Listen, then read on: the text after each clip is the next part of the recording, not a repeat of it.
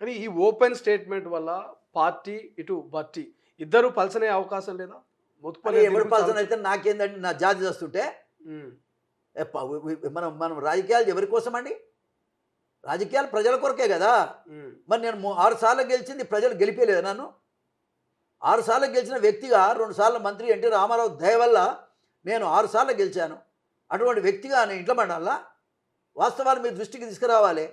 ప్రజాస్వామ్యంలో డిస్కషన్ అనేది ముఖ్యం. నేను పెద్ద మనిషిగా నేను మాట్లాడుతున్నాను, ఫోన్ చేసి నన్ను అడగొచ్చు కదా. ఉమ్, నా మీద ఆరోపణ చేసినావు, ఇది నిజమేనా కాదంటే నేను చెప్తా కదా, ఓకే. మాట చెప్తున్నా. సో బట్టి నుంచి కావచ్చు, పార్టీ నుంచి కావచ్చు, ఎవడైనా కావచ్చు. ఇంతవరకు ఒక్క కాల్ కూడా రాలేదా? నాకేం వాళ్ళు కాల్ చేస్తే మంచిదే, కానీ వాళ్ళకి తీరిక ఎక్కడుందా? అంటే చాలా ఎవరు చూసినా ఎవరు దుకాణం వాళ్ళని పెట్టుకు మొత్తం కరప్షనే. ఉమ్, నేను ఇవాళ అనేది ఏంటంటే ఆ పార్టీ బతకాలని. కాంగ్రెస్ పాపం వాళ్ళు త్యాగ పురుషులయ్యా. ఎవరు? నెహ్రూ కుటుంబం, ఉమ్, ఇందిరాగాంధీ కుటుంబం, ఉమ్. సోనియా గాంధీ కుటుంబం, వీళ్ళంతా త్యాగ పురుషులు వాళ్ళు. సార్ ఇప్పుడు నాకు ఒక ఒక్క డౌట్ నిమిషం, సార్. ఒక్క నిమిషం. మీరు కరప్షన్ అంటున్నారు, మొత్తం కరప్షన్ నడుస్తున్నారు. మీరు కాంగ్రెస్ లోనే ఉన్నారా? కాంగ్రెస్ లోనే ఉండి కరప్షన్ అంటున్నారు. అది చిన్న ముచ్చట, సీక్వెన్స్ పోతుంది. ఉమ్, వాళ్ళు త్యాగ పురుషులు. బాధ్యత అప్పచెప్తే సరిగా నిర్వహించి ఆ పార్టీని కాపాడాలన్నా వద్దా? ఉమ్, రాహుల్ గాంధీని కాపాడాలన్నా వద్దా? సోనియా గాంధీని కాపాడాలన్నా వద్దా? ఆ బాధ్యతే లేదు ఎవరికి. ఆ బాధ్యత లేదు. ఇప్పుడు పార్టీ ఏడుంది? పార్టీ రేపు పొద్దున ఎన్నికలు పెట్టు, ఏముంటుందో. ఉమ్. ఆ, సార్ నాకు ఒక డౌట్, పార్టీ గురించి కానీ పార్టీలో ఉన్నటువంటి మంత్రుల గురించి పార్టీలో ఉండి ఎవరైనా కామెంట్ చేస్తే వాళ్ళకు క్రమశిక్షణ కమిటీ నుంచి నోటీసులు ఇవ్వడము, వాళ్ళకు సోకాజులు ఇవ్వడము, లేకపోతే వాళ్ళ నుంచి ఒక వివరణ కోరడము జరుగుతూ ఉంది. బట్ ఎందుకు మోత్కుపల్లి ఇన్ని స్టేట్మెంట్లు ఇస్తా ఉన్నారు, ఇంత కాంట్రవర్సీగా మాట్లాడుతూ ఉన్నారు, ఇంత ఘాటుగా మాట్లాడుతూ ఉన్నారు, ఇంత ధైర్యంగా మాట్లాడుతున్నారు? ఒక్క ఫోన్ లేదు, ఒక నోటీస్ లేదు, కనీసం ఒక వివరణ కూడా కోరట్లేదు. ఏంది కారణం? ఏంది? నేను చేస్తున్న ప్రయత్నం పార్టీని బతికించాలి. ఓకే, ఓకే, పార్టీని బతికించుకోకపోతే వాళ్ళ కర్మ. నేనేం ఆధారపడేం లేను కదా. నేనేం కొత్తగా ఎమ్మెల్యే అయినందుకు ఉరుకులాడాల్సిన అవసరం ఏం లేదు కదా. 6 సార్లు గెలిచిన, ఏ మొగోడు గెలిచిన? నేను దళితుడిగా ఇండిపెండెంట్ గెలిచిన. గెలవమని మొగోళ్ళను. ఇప్పుడు ఎస్సీనే కాదు, జనరల్ సీట్లలో కూడా గెలవమను. ఇక్కడ అది కాదు పాయింట్. ఇక్కడ మనం బతుకుతున్న బతికేమిటి రాజకీయాల్లో? ఓకే, మన అంబేద్కర్ ఏం చెప్పిండు, ఈ దేశ పెద్దలు ఏం చెప్తున్నారు?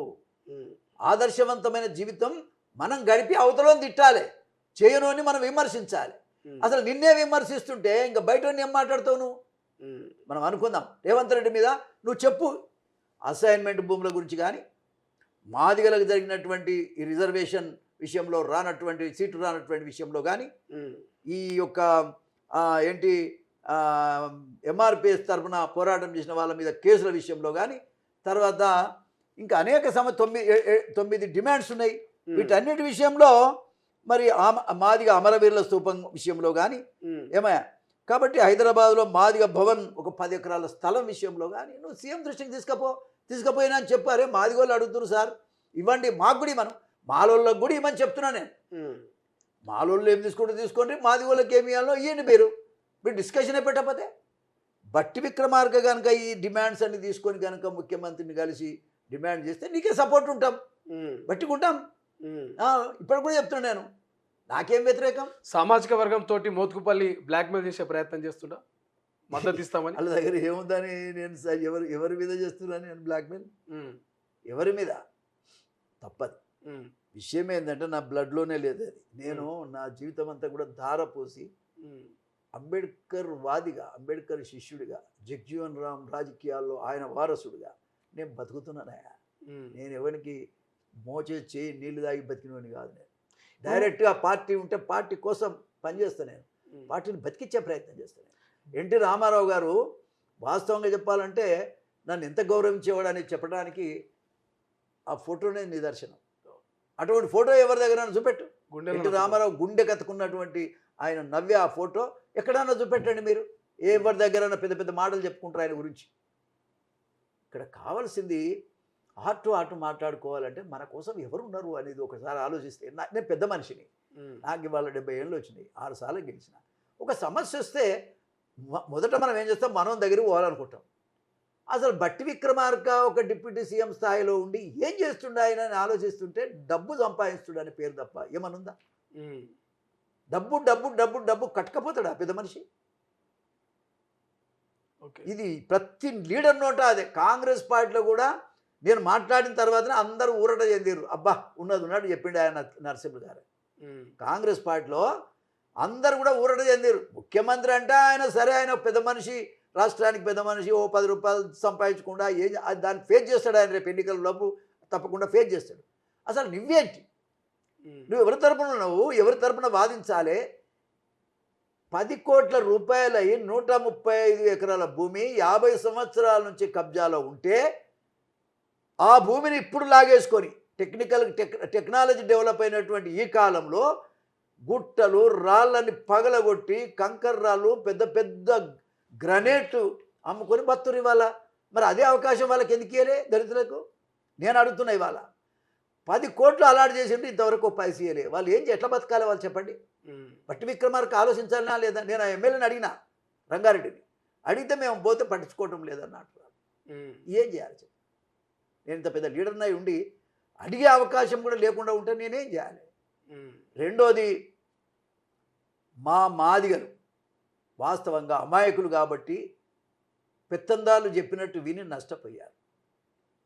అవకాశాలు రాక నష్టపోయారు. ఇప్పుడు నాకు అవకాశం వచ్చింది, నా పనితనం చూడండి. నేను అనేది ఏంటంటే, ఈ అవకాశాలు రాక రాబోయే కాలంలో కూడా నష్టపోయే ప్రమాదం ఉంది నా జాతి. అందుకని ఎవడు మాట్లాడకపోతే నేను ఈ రంగంలోకి రావాల్సి వచ్చింది. సరే, ఇప్పుడు ఎంఆర్పిఎస్ తప్పకుండా రాబోయే కాలంలో కాంగ్రెస్ పార్టీని అయినా టీఆర్ఎస్ పార్టీని అయినా గెలిపించింది మాదిగలే.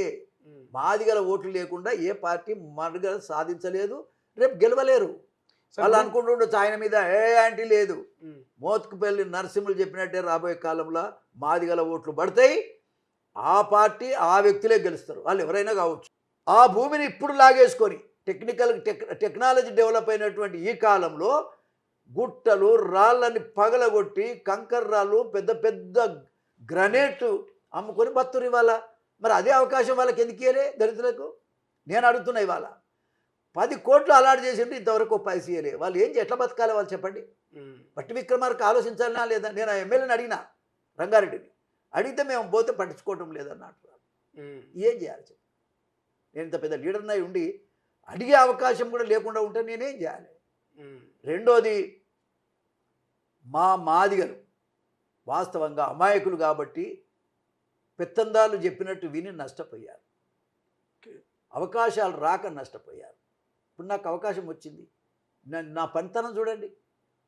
నేను అనేది ఏంటంటే, ఈ అవకాశాలు రాక రాబోయే కాలంలో కూడా నష్టపోయే ప్రమాదం ఉంది నా జాతి. అందుకని ఎవడు మాట్లాడకపోతే నేను ఈ రంగంలోకి రావాల్సి వచ్చింది. సరే, ఇప్పుడు ఎంఆర్పిఎస్ తప్పకుండా రాబోయే కాలంలో కాంగ్రెస్ పార్టీని అయినా టీఆర్ఎస్ పార్టీని అయినా గెలిపించింది మాదిగలే. మాదిగల ఓట్లు లేకుండా ఏ పార్టీ మనుగడ సాధించలేదు, రేపు గెలవలేరు. వాళ్ళు అనుకుంటుండొచ్చు ఆయన మీద ఏ యాంటీ లేదు. మోత్కుపల్లి నరసింహులు చెప్పినట్టే రాబోయే కాలంలో మాదిగల ఓట్లు పడతాయి, ఆ పార్టీ ఆ వ్యక్తులే గెలుస్తారు, వాళ్ళు ఎవరైనా కావచ్చు.